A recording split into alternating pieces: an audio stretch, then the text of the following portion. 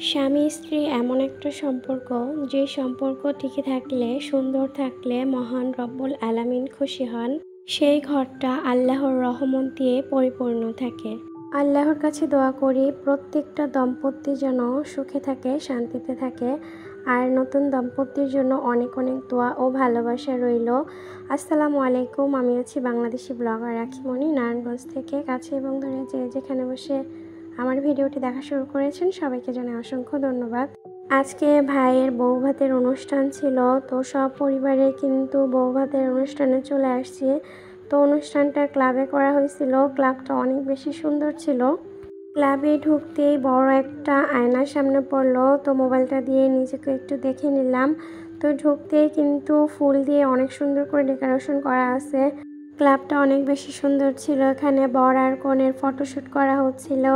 তো ফটোশ্যুটের মধ্যে আমি গিয়ে বললাম যে তোমরা এরকম মুখ গোমরা করে আসছো কেন, একটু হাসো, তা না হলে তো সুন্দর আসবে না। এই কথা শুনে ওরা দুইজনই হেসে দিছে। তো অনেক সুন্দরভাবে কিন্তু ওদের ফটোশ্যুটটা করা হচ্ছিল। দুজনকে কিন্তু মাশাআল্লাহ অনেক ভালো মানিয়েছে। বউ তো দেখতে অনেক সুন্দর। তো ওদের জন্য সবসময় অনেক অনেক দোয়া ও ভালোবাসা থাকবে। আল্লাহ যেন ওদেরকে সব বদনজরের হাত থেকে বাঁচিয়ে রাখেন। একটা মেয়ের শ্বশুরবাড়িতে যাওয়ার আগে যেমন হাজারটা স্বপ্ন, দুই চোখ ভরা থাকে, ঠিক তেমনি একটা ছেলেরও কিন্তু অনেক বেশি আশা থাকে তার স্ত্রীর কাছে। জন্ম, মৃত্যু, বিবাহ, এই তিনটাই কিন্তু আল্লাহর হাতে। এই তো এখানে আমরা ছেলেমেয়েকে নিয়ে দুপুরের খাবার খাওয়ার জন্য বসে গেলাম। আমি কোথাও গেলে আমার ছেলে মেয়ে দুইজনে কিন্তু ওদের বাবার কাছে থাকে, আমাকে একটু বিরক্ত করে না। যাই করুক না কেন ওদের বাবাকে বলে, আর ওর বাবা খুব সুন্দরভাবে ওদেরকে টেক কেয়ার করতে পারে। আমার হাজব্যান্ডকে ছাড়া আমার কোথাও যেতে বিরক্ত লাগে, শুধুমাত্র ছেলে মেয়েদের টেক কেয়ার করা, ওদের জ্বালা যন্ত্রণা সহ্য করা, এই জন্য। যেখানে ও যাবে না সেখানে আমার একটুও যেতে ভালো লাগে না। দেখা যাচ্ছে কোনো কিছু দরকার হলে ও এগিয়ে দেবে, ছেলেমেয়েদেরকে খাওয়ানো, ওদেরকে এখানে ওখানে নিয়ে ঘোরাঘুরি করা। এই তো এখানে মেয়ে কিন্তু অলরেডি অনেক জ্বালানো শুরু করে দিছে, তবু কিন্তু ও আমাকে কিছুই বলে না। ও নিজে নিজেই কিন্তু সব কিছু সামাল দিচ্ছিল। তো খাবার খাওয়ার জন্য কিন্তু হাতটা ধুয়ে নিলাম। যতই প্লেট পরিষ্কার থাকুক না কেন, নিজের হাতটা ধুয়ে একটু প্লেটটা পরিষ্কার করে নিলে মনটা শান্তি লাগে। তো বিয়েবাড়ির মধ্যে আমার সবচেয়ে পছন্দের খাবারই হচ্ছে এই খাবারটা, বোরহানি। যে বোরহানি না দিলে মনে হচ্ছে খাবারটা অসম্পূর্ণ থেকে যায়। এখানে টেবিলে এক এক করে খাবার আসছিল, তো আমি কিন্তু প্রথমে বোরহানিটাকে ঢেলে নিলাম। এক গ্লাস আগে বোরহানি খেয়ে তারপর খাবার দাবার শুরু করব। বিয়েবাড়িতে অন্য খাবার কিন্তু অত ভালো খাওয়া যায় না, কিন্তু বোরহানিটা কিন্তু তৃপ্তি নিয়ে খাওয়া যায়। এখানে মামি এসে জিজ্ঞেস করতেছিল যে তোমাদের এত দেরি হয়েছে কেন আজকে? আমাদের যেতে অনেক বেশি দেরি হয়ে গেছে।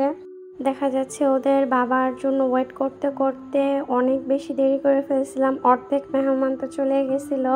এখানে আমার ছোটো বোন এসে আমাকে হাই করতেছিল, বলতেছিল আপু তুমি এত দেরি করে কেন আসছো? বিয়ের পর হাজব্যান্ডকে ছাড়া কোথাও যেতে আমার একটুও ভালো লাগে না।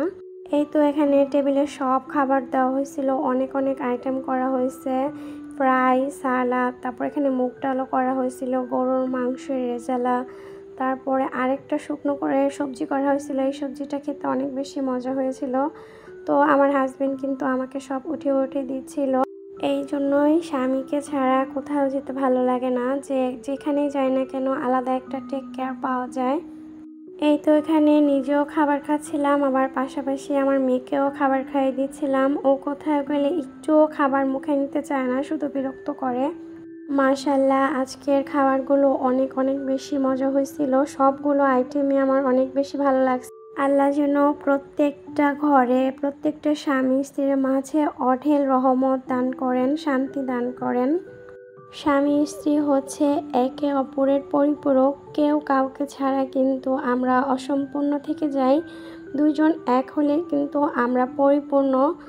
তো নতুন দম্পতির জন্য আবারও অনেক অনেক দোয়া ও ভালোবাসা দিয়ে আজকের ব্লগটা আমি এখানে শেষ করছি। সবাই ভালো থাকবেন, সুস্থ থাকবেন। দেখা হবে নতুন আরেকটি ব্লগে। আল্লাহ হাফেজ। আসসালামু আলাইকুম।